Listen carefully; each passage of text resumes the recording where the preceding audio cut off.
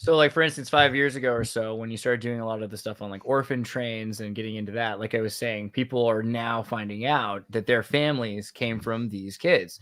And you can only go so far back with your genealogy stuff before it becomes very obvious that there are kids that were brought back and forth. And they're like, how are they coming from the other side of the world? Like, well, you have to check the newspapers. And especially if you check Analog's work, you can see systematically where they took kids from Russia, brought them to Canada, brought kids from Canada back to Russia. And I'm sorry, I know you've found even weirder examples like in Argentina and Australia.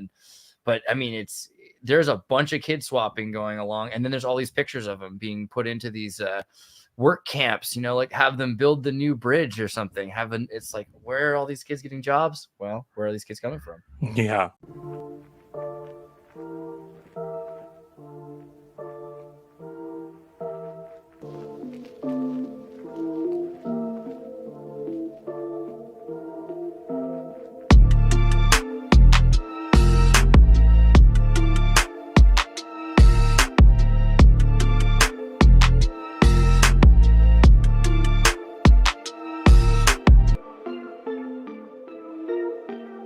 Yeah, worldwide, the labor force, which is, 4 or 5 years ago, Andreas, when we were first talking about this stuff, no one was talking about it. Minds Unveiled, shout out Minds Unveiled. He just did a fantastic video. Cabbage Patch video, right? Which is exactly what we were talking about. Awesome. Right, he hadn't even seen my video, and we've been talking, and we've had a lot of syncs. Have you come across anything to do with that, Ben? Like with the Cabbage Patch Kids? Like, oh yeah, that me and Andreas. My oldest video is with Andreas, and it covers the exact same thing. Yeah, right. What's the name of that lady? Because she was like a new World's Fair exhibit person, and she did all these pictures, the Cabbage babies thing. And there are a lot of people have those pictures in their homes and calendars, right? So people were saying, "Oh, these pictures have been doctored." It's like, no, like those are the originals. Well, and I can attest to some of this with my own family. My dad's side came from Poland. They're Austrian, and their immigration papers to Quebec, they're labeled as Tartars on the immigration papers. Also, my mother's side, her father, who is Scottish, there were a ton when my wife is Mormon, and someone high up in the church who's in charge of the genealogy department, my wife, as a Christmas present, had my family lineage done. And this woman has access to, the largest collection of family lineages in the world. And she showed me all these anomalies in my own family. And my grandfather my great-grandfather, they had a family farm in northern Georgia that was in the family for over 200 years. And they had tons of kids that they were getting off the orphan trains to help on the farm. And it's in the census because I know who my actual great uncles are. But on the census papers, they were just essentially adopting. They had 12 children according to the census, but only 4 of them were blood. And digging, that they were just getting people off the trains. Were the LDS? Is that why we hear of these massive families? Sorry, Andreas. They basically took them on as farmhands, but they were 13, 14 years old. They become part of the family, right? Do they adopt them? Is that what happens? Correct. The theory from my own family is that some of them were actually blood, and indentured servitude was a way of getting people to America.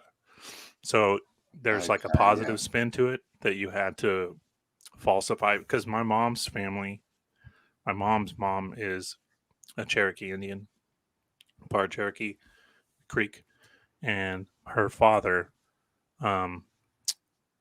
was Jewish, and they fled England, Scotland, because not only were the Jews being expelled from, the famous expulsion in 1492, but they were being pushed out of all of Europe. And that's another thing that's really interesting about the Mormon connection, because we talked about this before we went live, but I didn't really summarize it. Most of the families that were on the wagon trails to Salt Lake were Sephardic Jews, crypto Jews, Jewish people Wow. that were being, Latinos. that were being persecuted. Their Yeah. families were being killed. And they found a religion, which if you study Mormonism, Joseph Smith's version of Mormonism before he was killed, and Brigham Young kind of twisted his teachings a little bit, you'll find a lot of overlaps with Hebrew Old World Judaism. But yeah, so that's what a lot of the repopulating was you had a lot of people fleeing the Catholic Church. You know, non-conversos were being murdered, essentially. But yeah, so that was a long roundabout way of getting back to the orphan trains, the baby farms, which my video with Xirtus was about baby farms, but it covered many topics. And all the royalty of Europe, Catholic royalty, or people that converted to Catholicism, they had baby farms. And some of them were, what was it, like 15, 20,000? Right, lots and lots of, and then they'd use the women themselves and the thing, and it gets so much more convoluted, right? Because you just brought up the fact that some of these people were converted to Catholicism, like lots of them were. So we're not sure exactly how long this has been going, or maybe this is a thing that happens every reset, that they have a baby farm that they take over. Exactly. Like, okay, so can we talk about what's a baby farm? Who are we talking? Like royals are running them, and what are they doing? Like populating, using them for workforce or something? Correct. And colonization. Like, it was exactly, there's the big one, colonization. So when the thing that I think why that video was ahead of its time, and I think Andreas will agree, people, you have to have a really full spectrum view of Tartaria. Yeah. Full spectrum, not just buildings and Antiquitech and Reset. You need like everything to really be able to understand what was happening. Like, you could postulate that these parents were being killed and that these babies were being stolen, or you could start to think, was there some kind of breeding program? Is this incubation? Incubation, correct. I mean, which they have all these patent pictures. There's these weird drawings Victor would find about this. Exactly. And you find a lot of clerical errors with the patents, with the incubators. But once you look into the expositions and you see the narrative and what's being really laid out in the exhibitions, it becomes a little more clear. And I think Andreas hit it perfectly there with, these are repopulating tools. These people weren't necessarily interested in slave labor, although that was part of it. That was a big part of it, because the industries of America were being reconstituted with children. So these are buildings and tech that already existed. What happened to the people that, all this is conjecture, but it becomes even more of a gray area when you talk about where did the people go. But it makes like a reset all the more plausible and possible by bringing in all of these babies, as opposed to having the settled people or full families moving there and whatnot. And I just saw on Instagram today that there was also, they used to legally deliver babies by U.S. postal mail as well, and that was another part of this. Right. And for free originally, and then they started charging people for it. And so that's another weird thing. Why are you for free sending kids? And then the charge of it, was very nominal. But then they have these community fundraiser kind of things where they say, hey, orphan trains are coming to town. Go down. You need some kids? Come pick up some kids. Yep. And so I'm sorry, because I'm kind of getting ahead of myself. I'd love to see Analog, if you have any of the pictures of some of these newspaper clippings. I wasn't ready to talk about orphans, so I don't have anything offhand. But go back and watch my video with Andreas. You can find it on his channel. That's true. We have like a pretty solid video that covers all of this, and all the newspaper clippings are in it. I'll put a link in the description. I'll send you guys later. Someone find the link.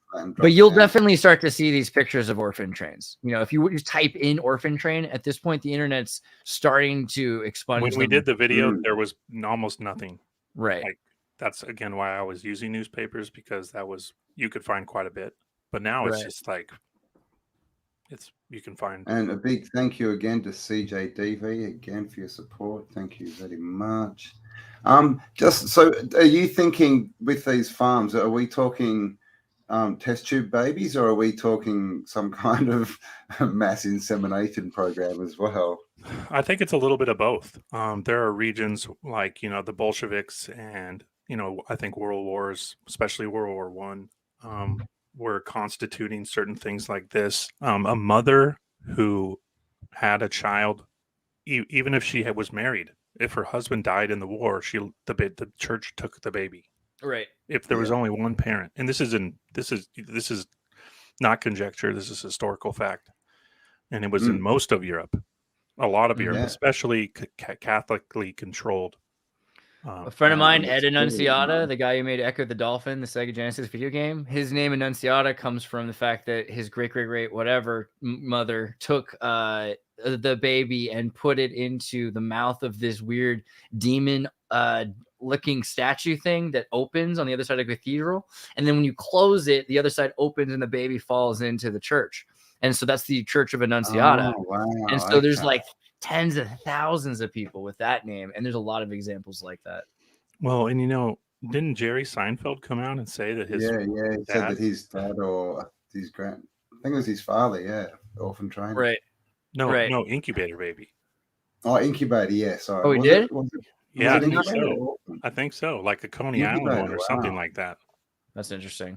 Yeah, I don't think he was an orphan train. I think it was an incubator thing. There's a lot of things that kind of, when you look into the swan myth, the stork myth, and like the Slavs and the Slavic and Turks love with the stork, the idea of eggs being brought around, like flown from place to place. They're like, storks are lucky. They're associated with chimneys. If they get their nest on your chimney, it means there's going to be great luck on your house. So there's a bunch of things tied to the stork being the ibis.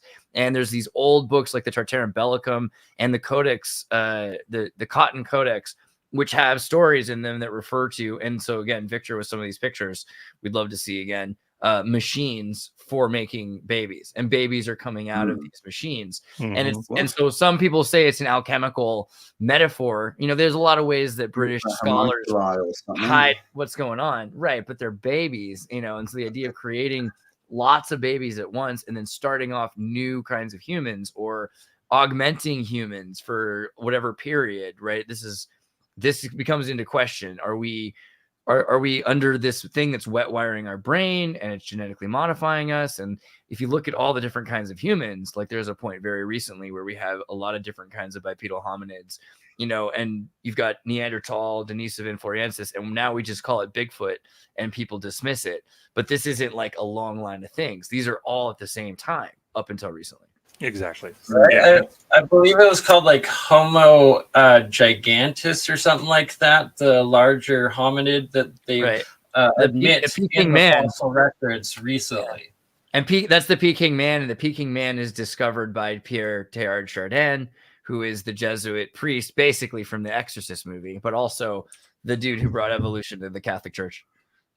Ah, of course. But yeah, I mean, we don't have to go too deep. I mean, we kind of just covered the point that you guys know there are baby trains, there were orphanages.